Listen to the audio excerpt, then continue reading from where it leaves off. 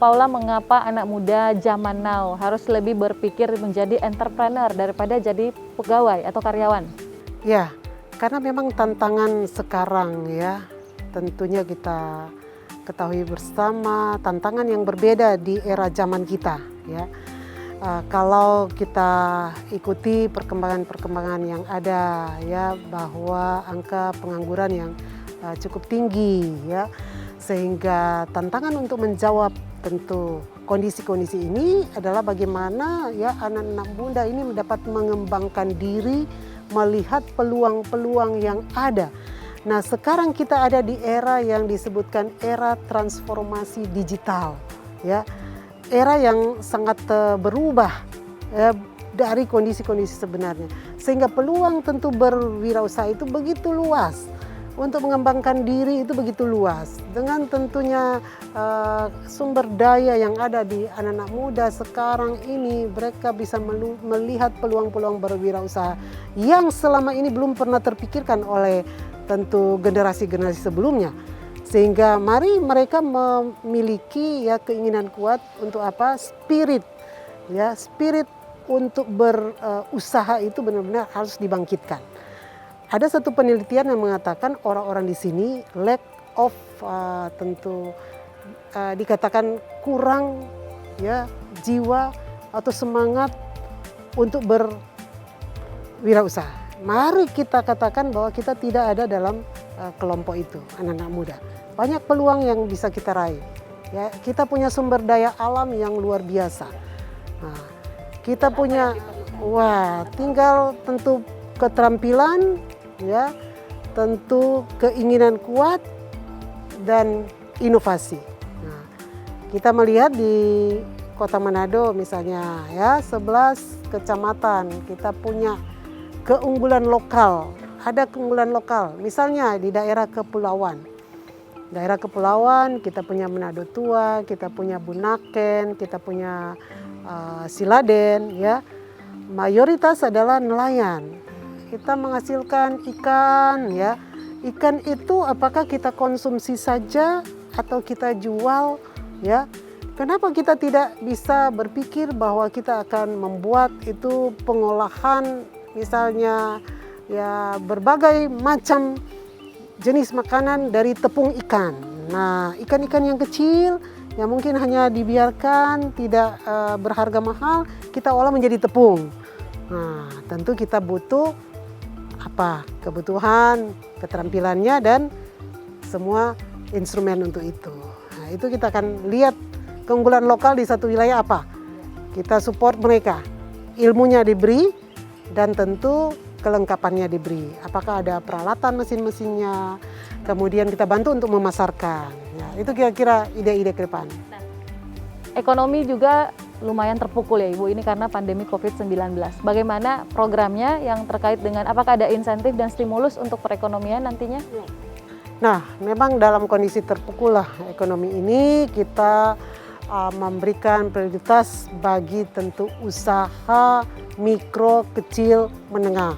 Ya, bagaimana kita mendorong mereka dengan memberikan modal, ya, bagi para pedagang kecil, bagi para tukang ojek, ya, bagi para katakanlah buruh pelabuhan, ya, katakanlah usaha mikro, kecil, rumahan ini kita perlu support, ya.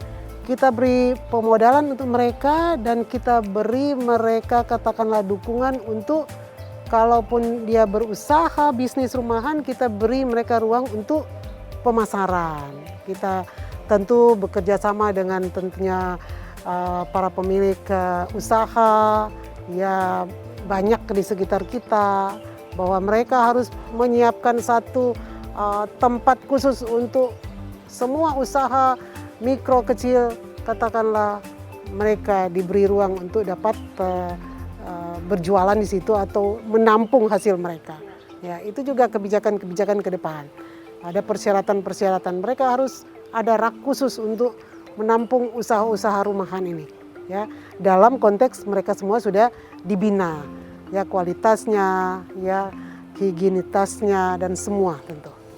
Iya, menurut Ibu, Kota Manado ini punya potensi apa yang besar Karena memang kalau kita lihat contohnya di Jawa ya, ikan bandeng itu bisa kemana-mana, padahal kan dalam bentuk ikan tapi sudah dikemas dan bisa jadi oleh-oleh dibawa kemana-mana. Untuk Kota Manado kira-kira kita punya potensi apa? Kota Manado kan kalau kita lihat, kita dikaruniai Tuhan tanah yang subur, ya. Ada tanah yang subur, ada bukit, ada gunung, ya, Gunung Manado Tua kita punya, ya. Kemudian ada laut, ya, kekayaan alam kita ini begitu besar. Nah, sekarang dari kondisi alam kita yang katakanlah indah, yang bisa tumbuh, apapun bisa tumbuh dengan subur.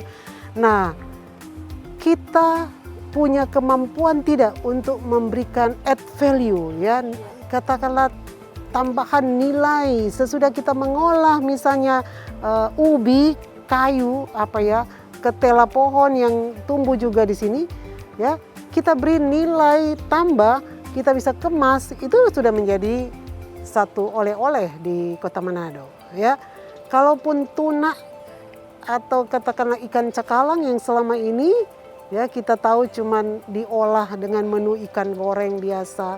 Adakah kita mengemas itu menjadi package yang tentu dengan teknologi itu bisa menjadi oleh-oleh, bisa dibawa 2-3 hari sampai seminggu dengan teknologi-teknologi tertentu. Nah, ini yang tentu yang harus terus kita tingkatkan. Bagaimana usaha pembinaan usaha kecil ini. Ya, tentu ada instansi yang khusus melihat ini menjadi peluang-peluang. Sehingga akan bertumbuhlah ekonomi keluarga, masyarakat itu dengan produk-produk rumahan. Kita punya juga kue bepang, ya, itu hanya dari beras saja yang kita taruh gula aren produk juga dari daerah kita.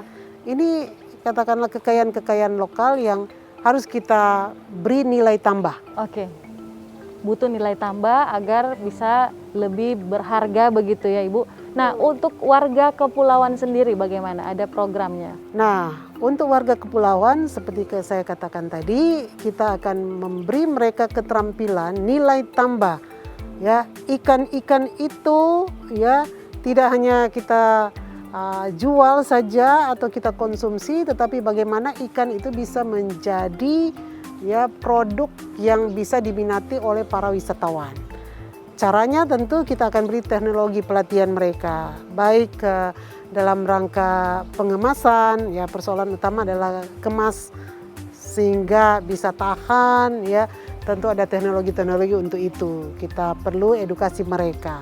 Kemudian kalau daerah kepulauan juga, kalau kita lihat, ya, mereka tentu kita berdayakan, ya, apa tentunya potensi mereka, ibu-ibu yang ada di sana, anak muda yang ada di sana, kita beri mereka keterampilan sesuai dengan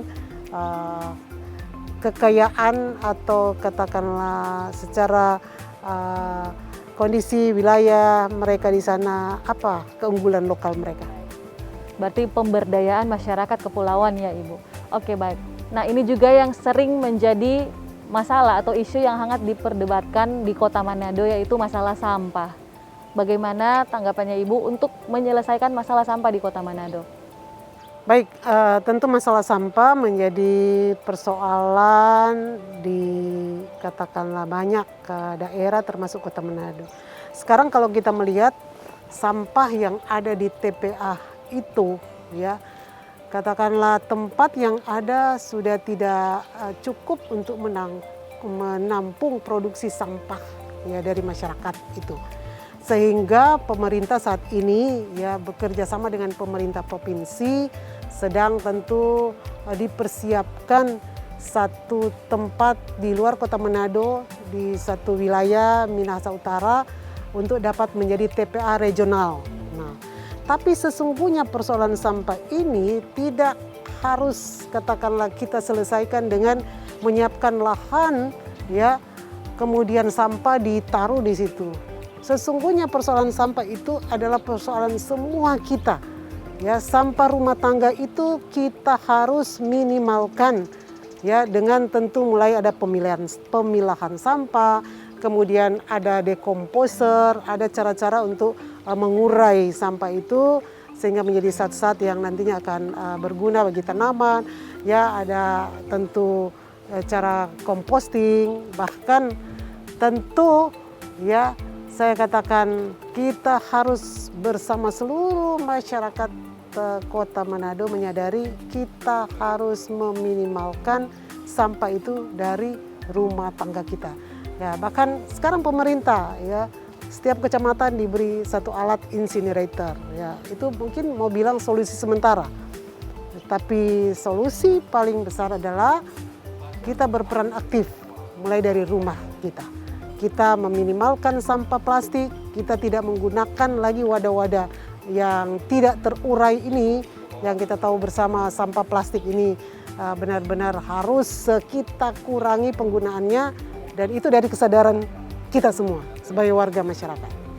Ya, baik. Selain universal coverage ya untuk di bidang kesehatan, nanti kesehatan gratis untuk seluruh masyarakat Kota Manado. Nah, bagaimana Bu? Apakah nanti akan ada perhatian khusus juga untuk para lansia seperti sebelum-sebelumnya yang telah berjalan di Kota Manado? Jadi tentunya apa yang telah dilakukan selama ini dalam rangka memberikan dukungan bagi para orang-orang lanjut usia, ya kita tentu harus lanjutkan, bahkan besarannya kita tingkatkan. Jadi dana lansia, bahkan juga dukungan bagi tenaga kebersihan, bagi tenaga harian lepas, bahkan dukungan-dukungan insentif bagi para rohaniawan. Karena bukankah para rohaniawan ini juga menjadi pilar-pilar kunci ya untuk menjaga kota kita ini tetap hidup rukun dan damai. Jadi kita perlu tingkatkan insentif dana rohaniawan. Bahkan tentu kita perlu ya memberikan pembebasan ya iuran kalau disebut bagi pedagang di pasar-pasar tradisional. Ya, biasanya dalam katakanlah pasar-pasar praktek pasar tradisional mereka diminta untuk bayar iuran ya lapak ya bagi tentu pedagang di pasar tradisional kita akan bebaskan. Kemudian pembayaran rekening air juga bagi masyarakat yang kurang mampu itu tentu kita tanggung lah, pemerintah membebaskan untuk itu. Ya, itu upaya-upaya paling tidak dalam masa pandemi ini ya rakyat kita yang susah tidak makin susah ya, mereka tentu diminimalkan pembiayaan rumah tangga mereka dengan pengurangan-pengurangan seperti yang disampaikan itu, bahkan pembebasan. Ya. Itu yang dapat dilakukan, tapi intinya adalah upaya untuk memberikan dukungan-dukungan juga kepada para guru-guru baik di guru-guru tingkat dasar ya dan tingkat menengah, lebih khusus guru-guru PAUD. Nah, bukankah pendidikan anak usia dini ini membutuhkan tenaga-tenaga ya guru-guru yang dengan tentu penuh sukarela melayani mereka ya, sehingga mereka perlu mendapat insentif dari pemerintah. Oke. Nah, untuk mendukung program pemerintah pusat revolusi mental, nah biasanya ini ada kepala daerah juga yang ingin menaikkan tunjangan begitu Bu untuk para ASN misalnya. Untuk ASN di lingkup Kota Manado kira-kira nanti ke depannya akan ada kenaikan tunjangannya kah Bu atau bagaimana? Nah, tentunya kenaikan tunjangan itu menjadi juga prioritas berdasarkan kinerja. Ya, berdasarkan kinerja dari ASN itu sendiri. Kita tentu harus memberikan mereka porsi yang lebih baik. Ya, kita perlu tingkatkan sesuai dengan kinerja yang tentu mereka tunjukkan dalam rangka menuju kepada tata kelola pemerintahan yang baik. Tentu akuntabilitas ya, tentu transparansi itu menjadi prinsip-prinsip dari pengelolaan pemerintahan yang baik. Untuk program reformasi birokrasi bagaimana Ibu? Apakah akan tetap berjalan misalnya KTP tetap akan seperti saat ini sudah berjalan, KTP itu harus gratis, pengurusan surat-surat apapun itu harus digratiskan? Jadi program kami ke depan ya, paham peduli pada tata kelola pemerintahan yang baik ya, dan tata kelola pemerintahan yang baik itu tentu bagaimana upaya juga meningkatkan pelayanan publik. Tadi urusan KTP, ya KTP gratis. Tidak ada KTP yang tentu dalam proses pengurusannya harus mengeluarkan uang atau membayar. Ya, kita punya mall pelayanan publik. Bagaimana kita tingkatkan pelayanannya? Urusan yang tentu berhubungan dengan surat menyurat. Kita punya cerdas comment center, kita akan tingkatkan.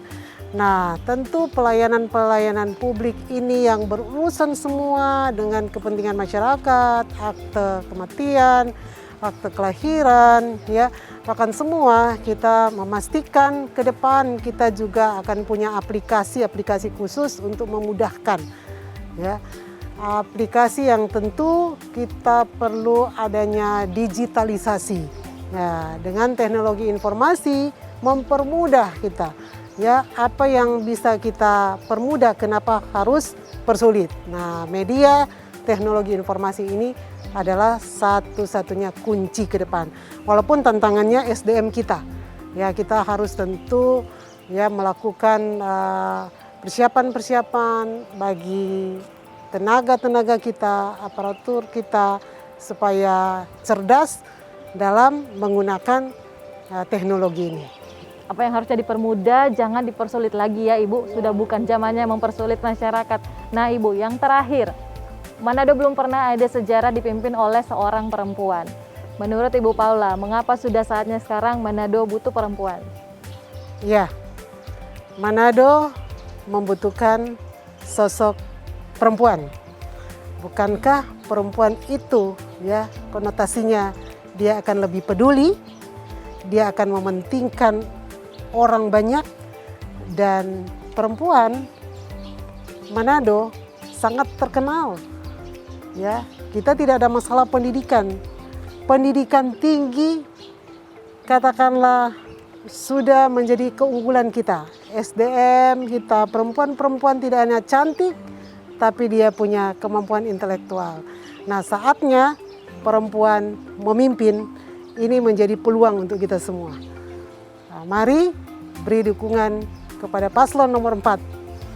Perempuan yang lebih peduli, lebih care untuk kesejahteraan masyarakat banyak. Oke, baik, luar biasa, itu dia. Saatnya perempuan memimpin, itu dia menurut Ibu Paula Runtuwene, karena katanya perempuan lebih peduli ya, karena perempuan lebih juga sering memakai perasaannya, begitu ya Ibu? Oke, baik, terima kasih banyak atas waktunya Ibu Paula, sukses selalu dan selamat berjuang tentunya dalam Pilkada Manado 2020. Baik, sampai di sini dulu perjumpaan kita Sobat Kawanua, saya Regina pamit undur diri, Kawanua TV, Torang PTV, sampai baku dapa ulang.